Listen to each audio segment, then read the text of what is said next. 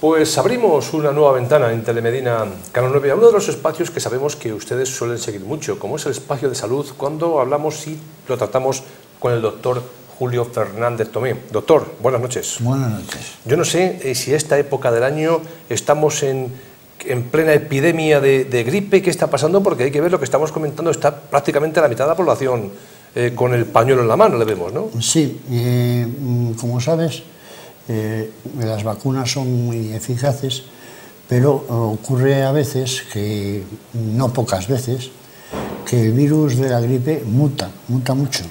De hecho, las vacunas se hacen en relación a los 5 últimos años. Ha mutado un virus y sí hay una epidemia de gripe, que lo vemos y se me nota, ¿no?, en la voz continuamente. O sea, en la consulta el 75% es alguna variante de la gripe. Sí, lo que pasa es que uno tiene en mente que cuando está griposo, está mal, está en cama con fiebre, con dolores, con mareos, con unos síntomas que todos conocemos como síntomas febriles, ¿no?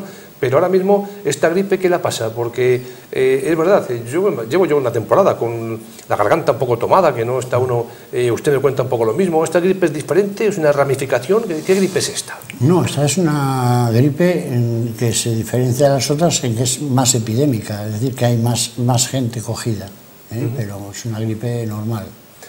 Uno va al médico y le dicen, nada, esto pues en 15 días se ha pasado, ¿no? No antes. Con leche, con un poquito así de miel. ¿Qué es bueno? Si unos consejos buenos, que no es el tema de esta noche. El tema de esta noche es impresionante y le va a gustar a ustedes, pero sí que me gustaría esta pincelada, aprovechando que está con nosotros el doctor. ¿Qué podemos hacer brevemente así para mejorarnos un poco? Lo primero que hay que hacer es procurar no cogerla, para ello que no hacer cambios bruscos de temperatura, ¿no? Y una vez que la tienes, pues el tratamiento es sintomático, porque siempre se ha dicho que los virus, las gripes, duran 14 días con tratamiento y 2 semanas sin tratamiento. Pero hay que paliar, hay que aguantar un poco los síntomas y evitar las complicaciones. Eso que dicen que unas gárgaras con miel, con limón, con bicarbonato, ¿esto alivia algo? ¿O no, hoy hay medicamentos, el frenador, todos estos medicamentos que lo que hacen es quitarte los síntomas mientras el virus va pasando. Bueno, para la voz, para esto sí, va bien. Va bien también la homeopatía, pero lo importante es que no haya una complicación. Es decir, el peligro de la gripe está en los niños y en los ancianos. Que pase de gripe y te haga una bronconeumonía fatal. Ese es el mayor peligro que tiene. Yo me pongo a pensar un poco en los médicos, como es el caso suyo, ¿no? A la consulta, si todos los días van, pues 15 o 20 personas con estado griposo, al final es que el médico tiene que terminar con gripe, ¿no? No, el médico lo que termina es inmunizado. Inmunizado, ¿no? Sí, se vacuna solo. Sí, es raro que el sanitario coja una gripe cuando hay una epidemia. Sí. Y lo que me decías antes en la cama sí, ahora no. Entre otras cosas porque ahora la sociedad y el mercado laboral no te permite estar en la cama, con lo cual puede enlazar muy bien con el tema de hoy. Pues entramos de lleno en el tema de esta noche, que seguramente muchos de ustedes se van a ver reflejados. Yo no sé si son por edad, por sexo, por qué es, pero muchas veces decimos, estoy cansado, no tengo fuerzas absolutamente para nada, y uno, ¿podemos decir que tiene, doctor, el síndrome de la fatiga crónica? Sí. Esa frase que has dicho es, digamos, el patrón oro para sospecharlo. Es decir, igual que cuando un paciente, que has dicho tú, viene con gripe o no gripe, cuando el paciente te dice, me duelen todos los músculos, te acaba de dar el diagnóstico él, porque los dolores musculares, las mialgias, son típicas de un proceso viral, es decir, gripal. Bueno, pues en esto del síndrome de fatiga crónica, la frase que tú has dicho, es como en la gripe tener dolor, es decir, es un patrón oro, digamos, para decir, cuidado que este señor puede tener esto. Exactamente esa frase de, estoy cansado, no puedo con mi alma, no me apetece hacer nada, no tengo fuerzas para nada. Eso no tengo fuerzas para nada casi es diagnóstico. O sea, cuando hablamos de fatiga crónica, en el fondo, ¿Qué es la fatiga crónica? La fatiga crónica es un síndrome que se produce por un continuado estrés. Es decir, el ser humano aguanta el estrés hasta es fisiológico, es una ansiedad, sin él no podríamos movernos, ¿no?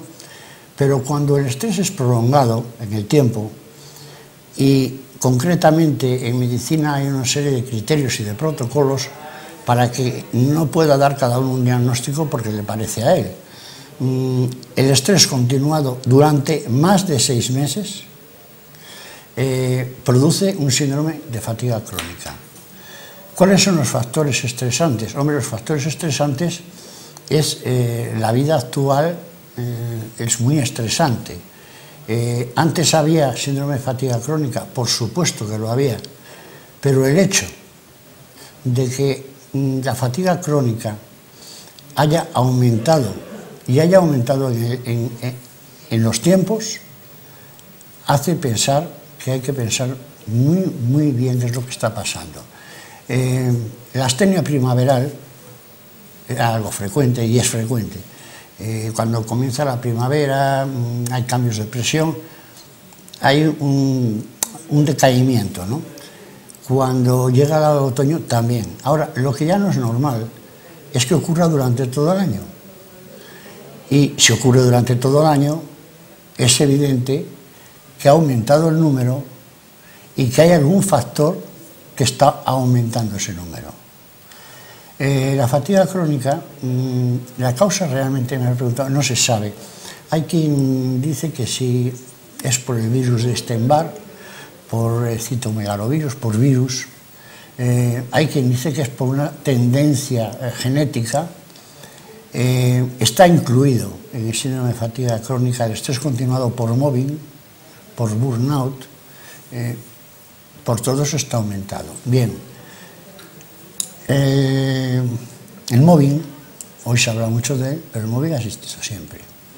El cuidador quemado ha existido siempre. Pero se ha existido siempre. ¿Por qué está aumentando? Yo creo que esto está aumentando porque habrá mucha gente que nos esté viendo que dice, eso me ocurre a mí. Pues claro que le ocurre a él. Pero hay una serie de criterios muy firmes para decir que es un síndrome de fatiga crónica. Ese señor que se sienta enfrente de tu despacho y te dice, no puedo más, estoy agotado, no me apetece hacer nada. Bueno, pues lo primero que tienes que pensar es que es por algo orgánico. Lo primero que tienes que hacer es hacer una analítica porque puede ser una anemia, puede ser una falta de vitaminas, puede ser un hipotiroidismo, puede ser una anemia provocada por un tumor. Es decir, cuando llega con la analítica y tú ves que la analítica es perfecta, te planteas, bueno, ¿y este hombre por qué está cansado y no puede con su alma? ¿Cuál es la frecuencia con la que suele aparecer la fatiga crónica? La frecuencia es de un 15%, pero está aumentando muchísimo. Está aumentando muchísimo. ¿Tú recuerdas una vez que yo te dije, España está enferma? Me refería a esto. España está enferma. No sé los demás países, ¿eh? Yo digo lo que vemos aquí. Hay un factor que ha hecho que la gente se estrese mucho, que es, recuerdo en el año 2000, sí, en el año 2000, empezaba Internet, 1999, a extenderse, ¿no? Para entrar en Internet tenías que escribir Ethernet en una pantalla negra con un router que metía un ruido como las impresoras estas matriciales. De ahí hasta ahora, en aquel libro decía, en el plazo de 10 años, quien no sepa Internet será un analfabeto. Y así ha sido. Ese analfabetismo tienes que entender que discrimina. Si al analfabetismo le llevamos al concepto que tenemos de analfabeto, ¿te imaginas cómo estaría un ciudadano que hoy en día no supiese leer? Marginado. Total, no valdría para nada. Entonces la gente se ha ido metiendo en toda la informática, etcétera, a nivel de usuario, muy costosamente. el manejo del móvil. El manejo del móvil ha hecho que en esa aldea global en la que todos nos movemos y nos relacionamos, no nos relacionemos, porque habrás visto que en comidas de 5 o 6 personas todo el mundo está con su móvil, no están hablando. En el fondo están aislados, hay una falta de relación interpersonal, ¿no? El no alcanzar un nivel que te exigen.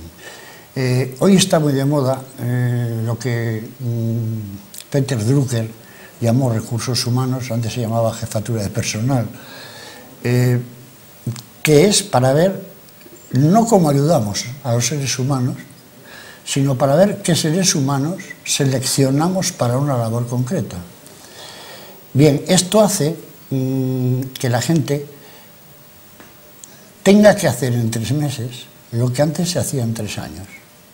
Es decir, tú antes te ibas a una biblioteca, cogías bibliografía, tenías que ir a tal...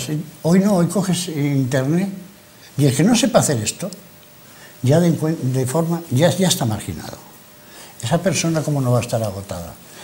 El mismo que lo hace tiene tal grado de exigencia a nivel laboral que acaba estresándose. Y el estrés continuado, hay una palabra francesa, Francia tiene una medicina muy curiosa y muy buena, lo llama surmenage, sobre trabajo, sobre esfuerzo. Llega un momento en que el organismo se agota. Entonces, claro, cuando estás con anedonia, es decir, con falta de diversión, de sentido de... pérdida hasta del sentido del humor, vamos, no tener ganas ni de divertirte. Bueno, eso es una depresión, claro. Es que el síndrome de fatiga crónica te acaba llevando a una depresión, te acaba llevando a la ansiedad, te acaba llevando a las crisis de angustia.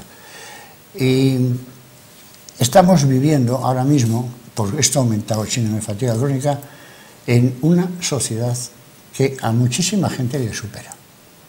Le supera. Y entonces, claro, al superarle, siente una falta de asertividad, de seguridad en sí mismo. Si a esto le añadimos el malestar que puede haber en una empresa, que las hay en todas, siempre hay alguien que tiene que estar moliendo, ¿no? Pues se genera, como la gripe, una epidemia. Es decir, hoy es muy frecuente el síndrome de fatiga crónica. ¿Cuáles son las causas más comunes en las personas que sufren esa fatiga crónica? Las causas más comunes son las que te he dicho, el exceso de exigencia. El exceso de exigencia ante unas exigencias a las que no puedes responder. Porque el que hoy no maneje la informática no puede responder, es muy difícil aprender un idioma a los 40 años, es muy difícil. O lo has hecho antes o es muy difícil. Pero es que a los que ya lo manejan se les pide que rindan mucho más. Entonces llega un momento en que es una sociedad de velocidad, de mala alimentación, de pocas relaciones, esto que se llama ahora la familiar, la convivencia familiar, sí, la reconciliación familiar. Todo eso se hace muy difícil. Entonces te han cambiado los patrones. Tú tenías unos patrones de familia, de sociedad, de movimiento, del sábado y de domingo. Todo eso ha cambiado. Y aquí no se adapta. Aquí no se adapta. Y entonces, quien tiene mucha autoestima, ve cómo se la echan abajo. Y fíjate que no tiene autoestima. Entonces, yo creo que debíamos de ser todos un poco más comprensivos. Lo que ocurre es que como hay gente, siempre pagan justos por pecadores, que es que le da igual que le exijan que no, porque no lo va a hacer, ¿no? Hay que hacer normas muy duras. Mira, una de ellas es lo que te he dicho antes. Antes en la gripe ibas a la cama. Tú hoy a la gripe no vas a la cama. No vas a la cama porque si eres funcionario te quitan sueldo. Es decir, no te dan opción a estar malo. Y vas a ir a trabajar enfermo. Eso aumenta el estrés.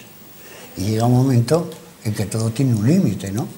En la teoría del caos hay una de ellas, es la teoría de Feigenbaum, que es si estiras mucho la cuerda, acaba rompiendo.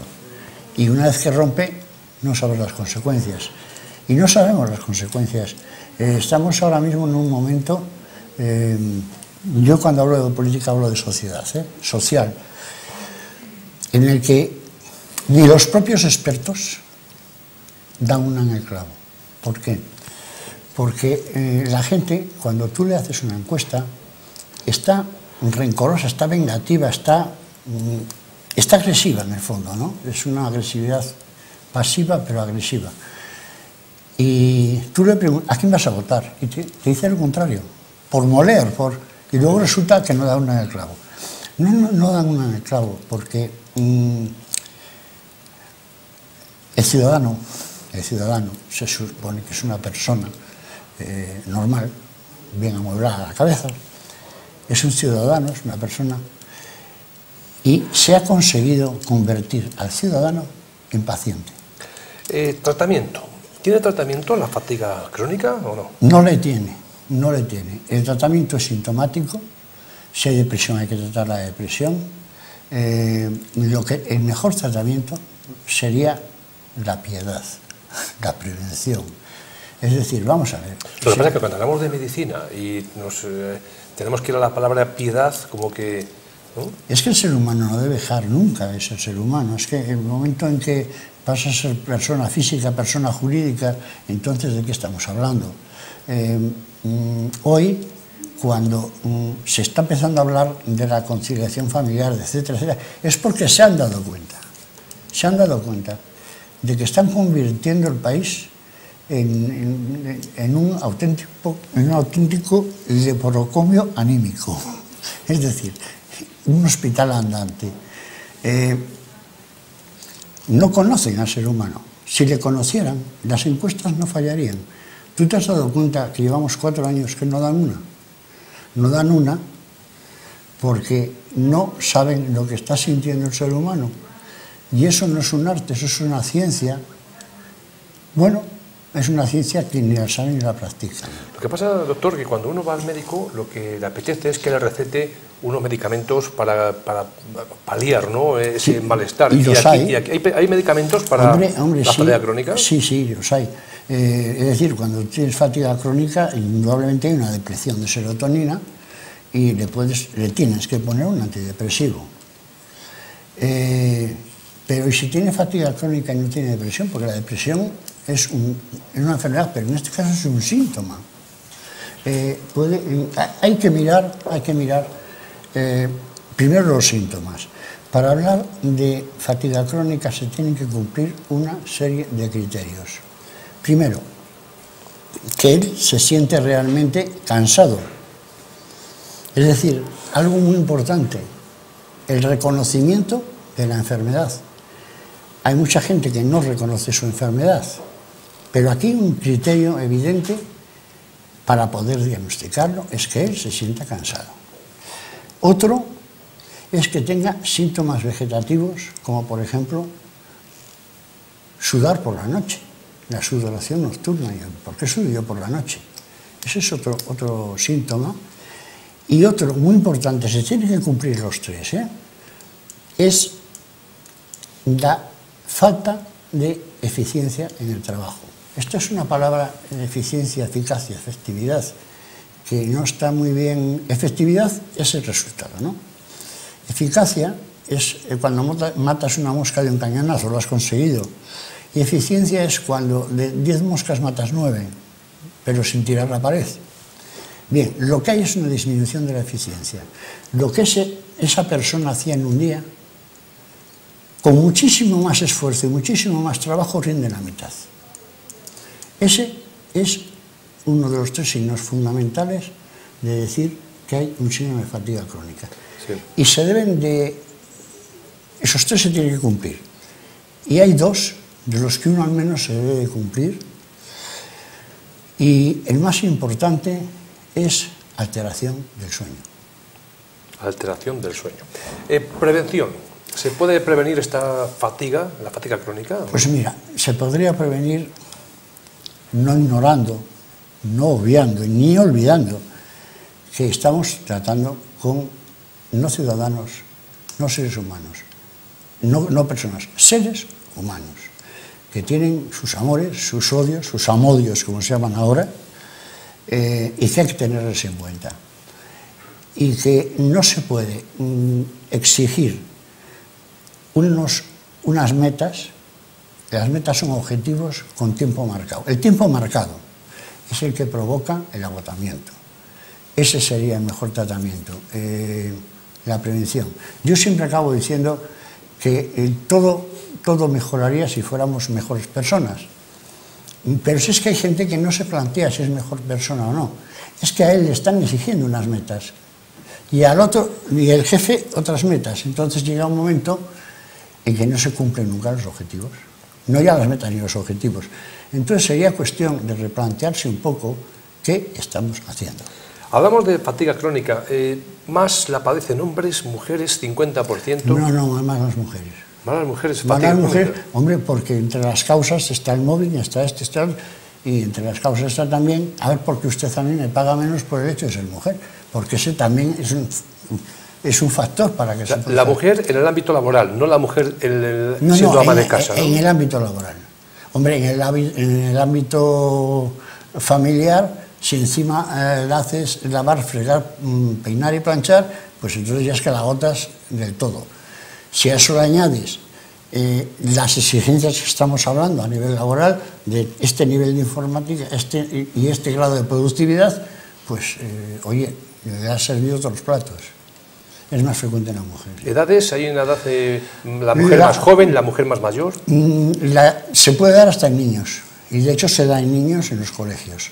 En niños, en los mayores no tanto, porque quien está cobrando una pensión le puede exigir lo que quiera, porque te va a mirar de arriba abajo y te va a decir, me parece muy bien. Pero no obstante, tiene una gran inseguridad en este momento social, primero por el problema de las pensiones, segundo, por los problemas que tú y yo sabemos todos los días de que si Puigdemont... Todo eso influye y hay que ser, no sé, hay que ser cuidadoso. Sobre todo en cómo se dan las noticias, en qué noticias se dan. Yo sé que hay que darlas. También sé que al paciente hay que decirle la verdad. Pero no es lo mismo decirle, usted se va a morir en 2 meses, que decirle, hombre, mire, hoy cada vez hay medicamentos mejores, estás diciendo la verdad, estás diciendo lo mismo. Pero no es lo mismo decir, Padre Prior, puedo fumar mientras rezo, que preguntarle si puede rezar mientras fumo. Yo no sé, pero yo creo que un buen medicamento son unas vacaciones, ¿no? Una buena forma de paliar esa fatiga crónica. Sí. Ahora hay una tendencia a dividir las vacaciones, a repartirlas para que se cumplan los horarios, ¿no? Pues no vengas los viernes. Eso no son vacaciones. Eso es cumplir con el reglamento laboral y los estatutos, pero no son. Las vacaciones de 15 y 15 días, por ejemplo, eran ideales, pero eso ya es que no... O sea, es que no hay dinero para ir, sí hay dinero para ir, alquilar una casa y se acabó. No, ya la vacación más grande que hay hoy día son los puentes. Todo eso llega un momento en que te agobia y te deja sin lo más importante que tiene el ser humano, la esperanza. Pues doctor Julio Fernández Tomé, muchísimas gracias por haber venido a un programa más y, como siempre comentamos, intentar mejorar la calidad de vida de nuestros espectadores. De eso se trata. Muchas gracias.